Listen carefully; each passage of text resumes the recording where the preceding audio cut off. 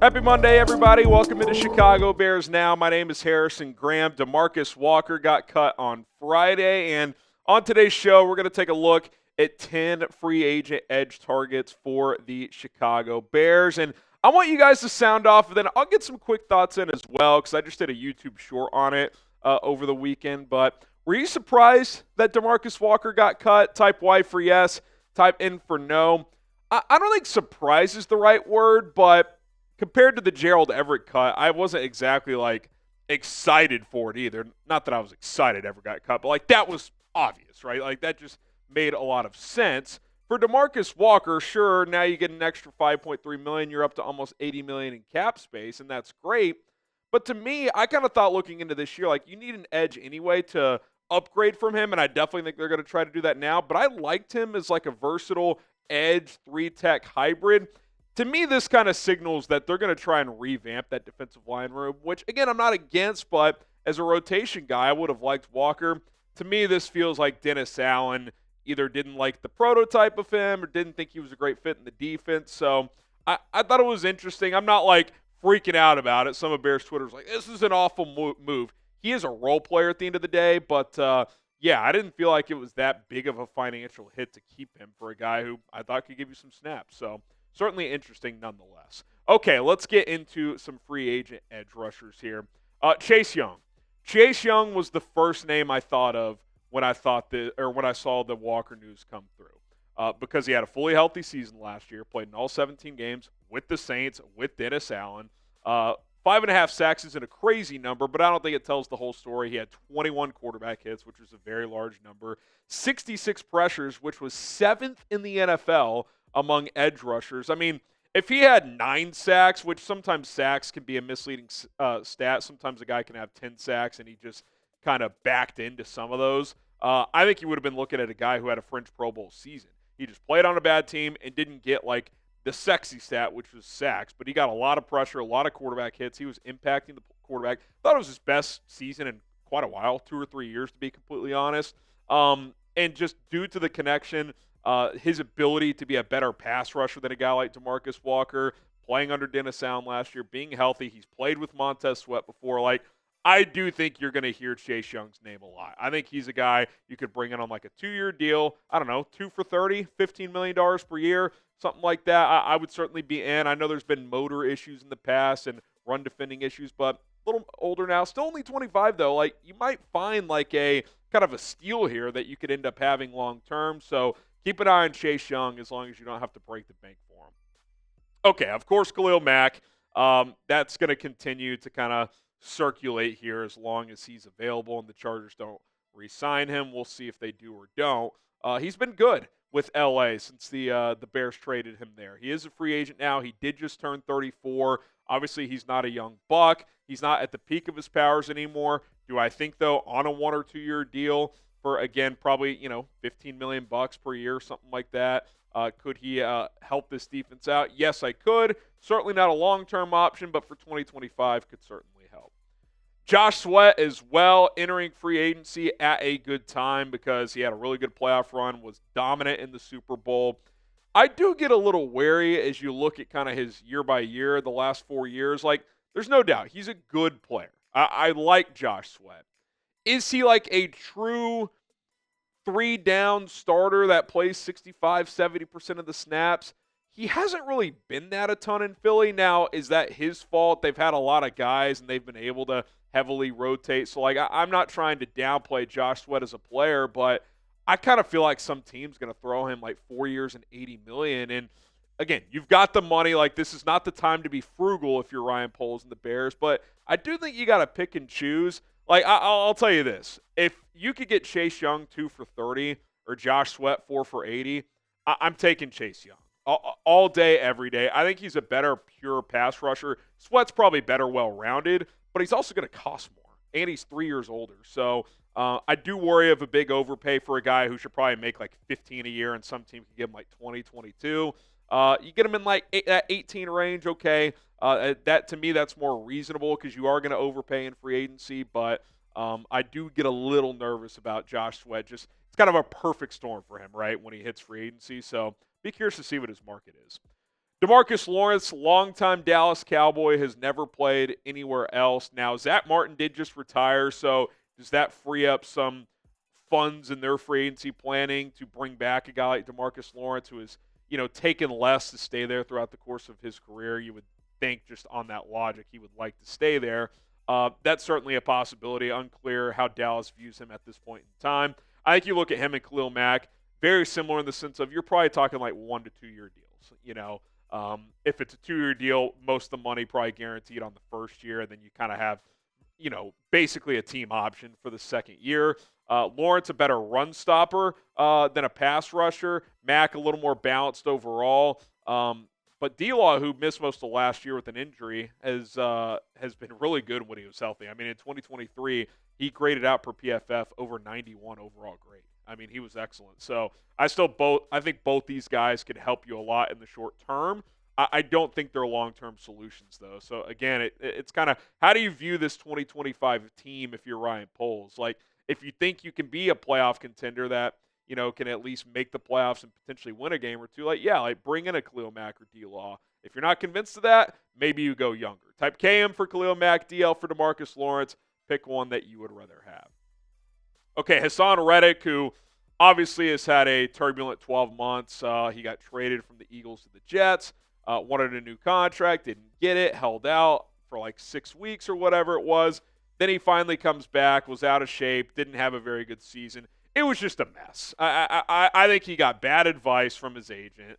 I think he ended up firing his agent too. Just a lot going on there.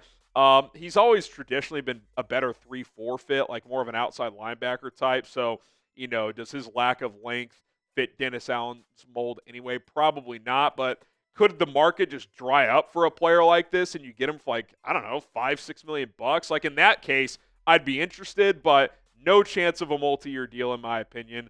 I think he's got to rebuild his stock on a 1-year flyer. Okay, a few more here. Malcolm Koonce, I think we talked about him like a month or two ago. Bleacher Report or someone linked him to the Bears. Again, he's like 6'2". He's kind of a tweener.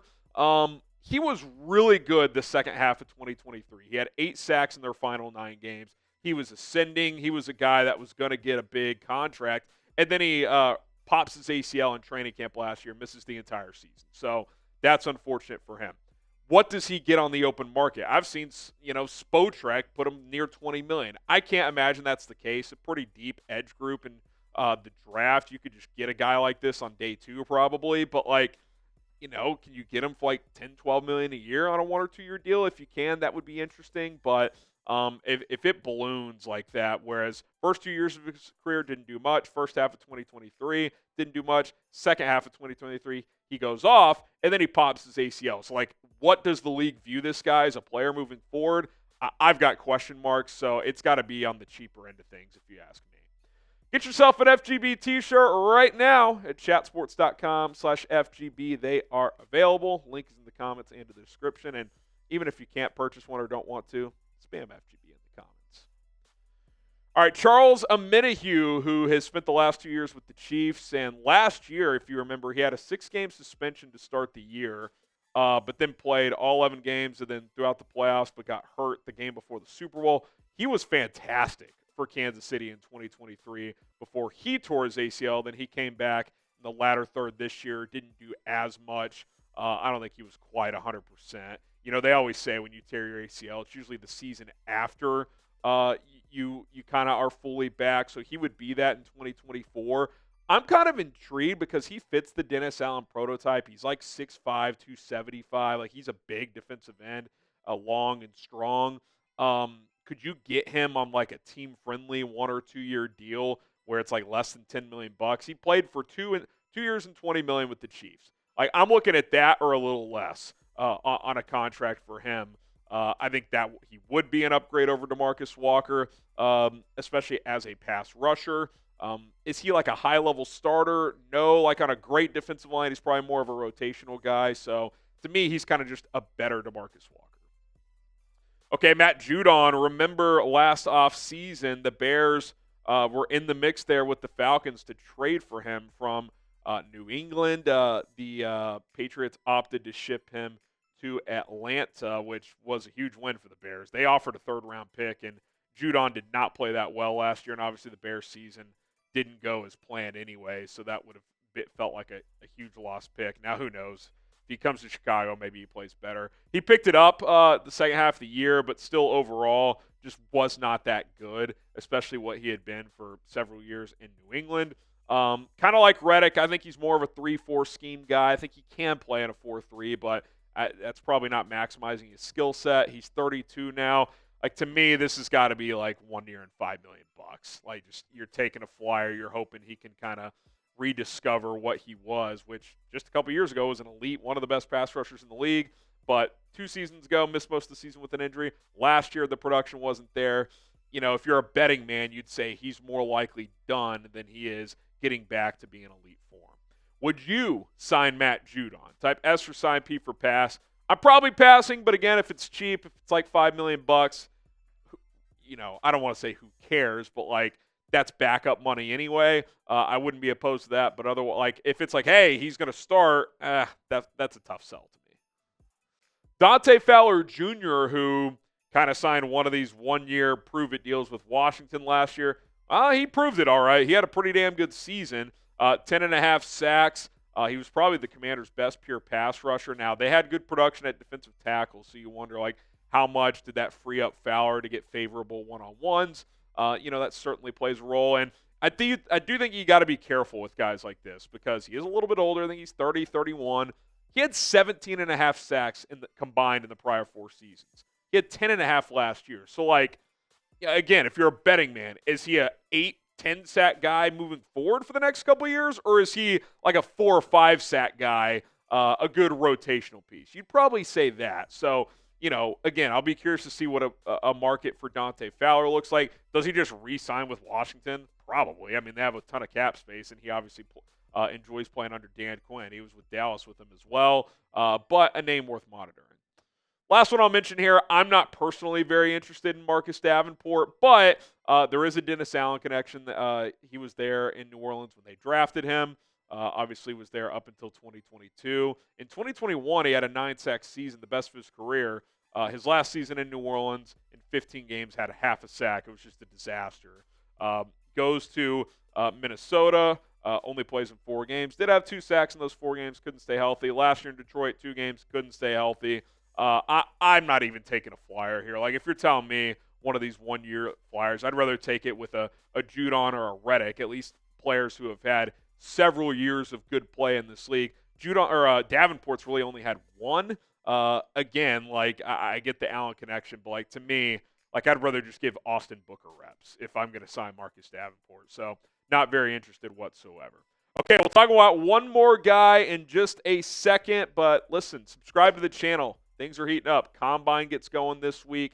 We have our boots on the ground at Chat Sports, sending a full crew up there. I couldn't go, but we'll still have plenty of content from Indianapolis for you guys. So hit the subscribe button, turn on notifications. We'll be live this afternoon, 4 o'clock Central. Ben Johnson talks to the media tomorrow. We'll have that press conference here on this show, so you're not going to want to miss it. Go ahead and subscribe.